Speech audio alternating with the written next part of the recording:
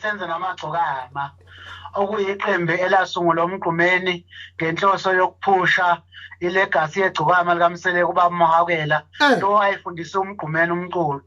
Wasungula amagcokama uMgqumeni sathi nathi noma sesungula abafana uMgqumeni ngenhloso yokuphusha ilegacy kaMgqumeni sathi amagcokama umlando asikwazi ukuthi siwayeke ngoba umlando womculo wasendlunkulu noma wakwaMseleka siyawenza nawo noma kusinokweqisa ke iminyaka ngoba i-umbrella yethu noma i-brand yethu enkulu esisebenza ngayo abafana bakaMgqumeni. Awu asho kamandi tata washo kamandi masibalele ngaphesheya tata siye phaya ke ngoku kule album yenu nithathe ngayo indondo. Ndiyayazi ndiwabonile amadoda beniqhathanise nawo ndoyika wabize emsakazweni kuba vele kakade wena uyinkosi ufanele ubanikeze umhlaba ngeze bakuphathe nguwophethe. Kunjalo isitulo sobukhosi sisendlunkulu akaze kethi umuntu engazalwa endlunkulu ethi uyinkosi kodwa uyebambeleke ubukhosi uyabona.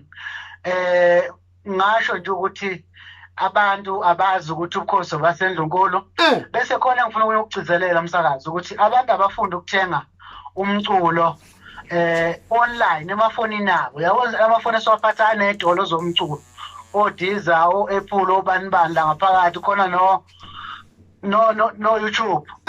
Mawungena nje usearch ukuthi abafana bakaMgqumeni kuvela yonke into ethintana nabafana bakaMgqumeni ukwazi ukuthola umculo ngoba i-CDs zizophela. Uzubone nabelungu manje sebekhanda iy'moto engenayo indawo la kungena khona i-CD ngoba kuyakhomba ukuthi i-CD iyaphela ilandela i-cassette njengoba selaphela lo uyabona.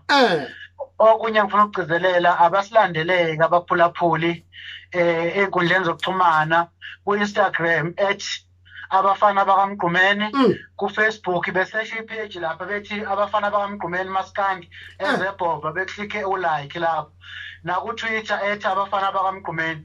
Ilapha bakwazi ukubona khona ukuthi njengamanje njengoba siyimisela ukuthi siyoqala ukwenza i-album entsha kulo nyaka for uDisemba ukuthi manje siphumile sekwenzakalani nendondo lesiwinile sibungaza kuphi nobukhosi ke mase ebuyile ke gcotshwa kuphi ujezeli khulu ngokusemthethweni.